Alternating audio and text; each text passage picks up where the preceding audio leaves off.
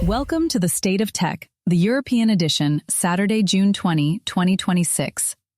I'm Samantha Lawrence. And I'm Bob Russell. Today, Hyundai takes full control of Boston Dynamics as SoftBank walks away. Meta locks in massive new computing power for its AI push, a critical Splunk security flaw being exploited right now.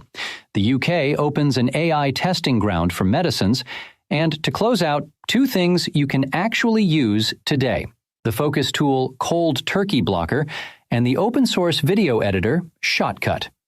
Let's start in Seoul. Hyundai is set to take complete ownership of Boston Dynamics, the robotics company famous for those back-flipping humanoid robots and the dog-like Spot. The Korean carmaker is buying SoftBank's remaining stake of just under 10% for $325 million, with the deal expected to clear Hyundai's board on Monday. That ends SoftBank's involvement entirely and gives Hyundai undivided control over one of the most recognizable names in robotics. And the timing is everything here. Boston Dynamics is moving its Atlas humanoid robot from research showcase to commercial factory work. And Hyundai is reportedly planning a facility that can churn out 30,000 humanoid robots a year. That is a serious industrial bet. We are no longer talking about viral YouTube videos of robots doing parkour. We are talking about machines built to stand next to human workers on car assembly lines. And Hyundai wants the supply chain entirely in-house. The scale also tells you where the car makers think the next decade is heading. Tesla has its Optimus project. China has multiple humanoid startups backed by Beijing, and Hyundai clearly wants to make sure it owns the brains and the body of its own robot workforce, without a third party able to shift strategy or sell on. For European manufacturing, this matters. Germany, France, Italy, and Spain all run large automotive supply chains, and many of those plants are direct competitors to Hyundai. If 30,000 humanoids a year really come online, European car makers face a choice: buy from Hyundai, partner with Chinese suppliers, or back European robotics names like ABB, KUKA, or the various startups in Munich and Zurich. Brussels has already flagged industrial robotics as strategically sensitive, and an all-Korean robotics champion will sharpen that conversation. Trade unions in Wolfsburg and Turin will be watching closely too, because 30,000 machines a year is not a pilot. That is industrial-scale automation. Meta has reportedly signed fresh agreements with data center developer Crusoe to lock in a huge amount of extra AI computing power. The deal covers two sites, one in Childress, Texas, the other in Warrenton, Missouri, and together they give Meta around 1.6 gigawatts of capacity. To put that in perspective, that is roughly the output of a large nuclear reactor, dedicated entirely to training and running AI models. And this fits the pattern of the past year. Meta, Microsoft, Google, and Amazon are signing multi-gigawatt deals like they are signing mobile phone contracts. Mark Zuckerberg has been explicit that Meta wants to lead on AI agents, the kind of assistants that book your travel, write your code, or handle customer service end-to-end. None of that runs on a laptop. It runs on enormous farms of specialized chips, and Meta is making sure it has the electrons and the silicon to feed them. The bottleneck story is shifting too. A year ago, everyone talked about chip shortages. Now the constraint is power. Crusoe specializes in building data centers next to cheap energy sources, including stranded gas in oil fields, and that is exactly why hyperscalers are queuing up for their capacity. For Europe, this has two consequences. First, the cost. Every gigawatt that Meta locks up in Texas is compute capacity that European companies cannot rent. Mid-sized European AI startups already pay a premium to access top-tier chips, and that gap will widen. Second, the location. None of this capacity is being built in the European Union, partly because power is cheaper in the US, and partly because European permitting is slower.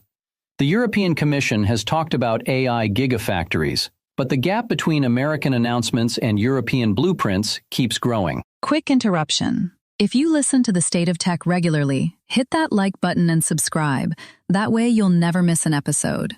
Okay, moving on. There is a serious cybersecurity story breaking today. A critical vulnerability in Splunk Enterprise, the software that thousands of large organizations use to monitor their networks and security logs, is being actively exploited in attacks. The flaw lets an attacker who is not logged in at all create or wipe files on the server through a database component that was shipped without proper authentication checks. The American cyber agency CISA has added it to its emergency list and ordered federal agencies to patch by Sunday. And the irony is painful. Splunk is the tool that security teams use to detect attacks.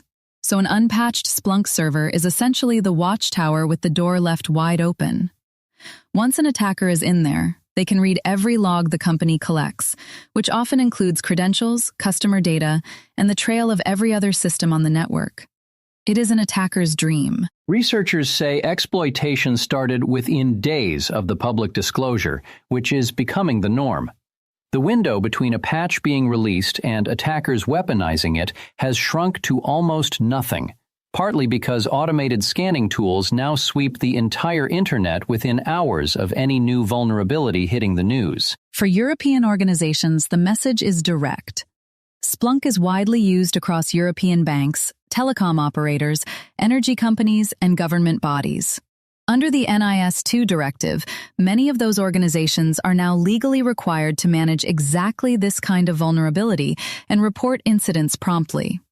So if a European bank or hospital gets breached through this flaw in the next 2 weeks, it will not just be a security incident, it will be a regulatory one too. The practical action this weekend is simple. Identify every Splunk server, patch it, and check the logs for signs that someone got there first. The UK's medicines regulator, the MHRA, has launched something it calls an AI sandbox, a controlled environment where researchers and drug developers can test artificial intelligence tools that predict side effects, improve safety monitoring, and speed up drug development. The idea is to let companies try AI on real regulatory problems without the risk of breaking the rules, and to let regulators see for themselves how reliable these tools actually are. This is a different model from what we usually see. Normally, regulators wait until a technology is widely deployed and then write rules after the fact. The MHRA is trying the opposite: build the evidence base before the technology spreads.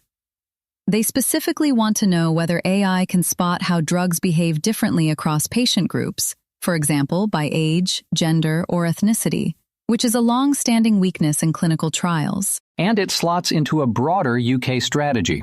Since leaving the European Union, the UK has positioned itself as a more flexible regulator for life sciences, partly to attract drug development that might otherwise go to the US or Switzerland. An AI sandbox aimed at medicines is a concrete piece of that pitch. For the European Union, there is a clear comparison.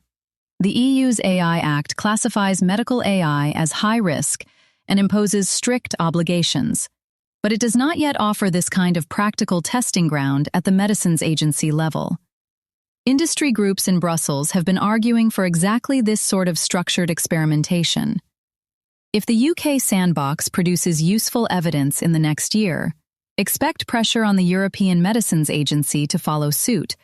Otherwise, drug developers may simply route their AI projects through London first. And to close out, 2 things you can actually use today. First up is a productivity tool called Cold Turkey Blocker. It is a desktop application for Windows and Mac that lets you block websites, applications, and even the entire internet for set periods of time. The hook is that it actually works, because unlike many Focus apps, once you start a blocking session, you genuinely cannot get out of it by uninstalling the app or restarting your computer. That sounds slightly terrifying, but users say that is precisely the point. Most Focus apps are easy to bypass, which is why people end up back on social media within 20 minutes.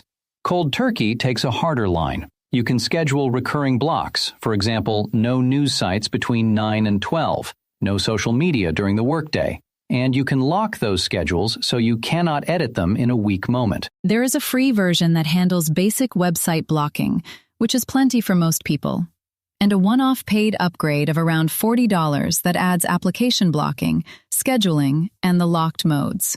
No subscription, which is increasingly rare. It works entirely on your own machine, so nothing about your browsing is sent to a cloud service, which is a useful detail for anyone in Europe worried about workplace privacy or GDPR-sensitive setups. Reviewers often describe it as the tool people pick when softer apps have failed. Setup takes maybe 10 minutes. Install it, pick the sites and apps you want gone during work hours, set a schedule, and let it run. The simplest starting point is to block the top 3 sites you know steal your attention, just during morning hours for 1 week, and see what happens to the rest of your day. The second pick is Shotcut, a free open-source video editor for Windows, Mac, and Linux. It is the kind of tool that quietly does what expensive subscription software does, without asking for a monthly fee or an account. If you ever need to trim a holiday video, cut together a presentation, or edit a podcast clip, Shotcut handles it. It is genuinely capable. You get multi-track timelines, a wide range of video and audio formats, color correction, transitions, audio mixing, and support for higher resolution footage, including 4K. It is maintained by an open-source community, which means it gets regular updates and there are no hidden upsells. Crucially, all editing happens on your own computer, so your footage never leaves the device. The trade-off is that the interface looks a bit dated and the learning curve is steeper than some consumer apps. But there is a large library of free tutorials on YouTube, and reviewers consistently praise it as the most powerful free option once you get past the first hour of clicking around. For European users in particular, it is a nice alternative to the dominant American subscription suites, with no data leaving your machine and no account required. A practical first project. Open a single video clip, cut out the parts you do not need, add 1 transition and a title card, and export it.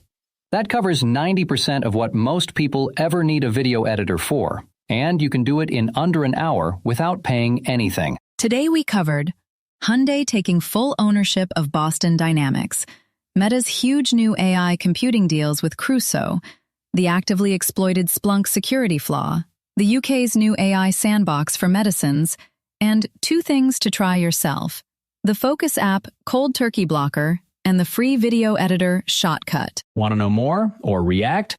Visit stateoftech.eu or email us at info@doorsetters.net. State of Tech, the tech world in 15 minutes.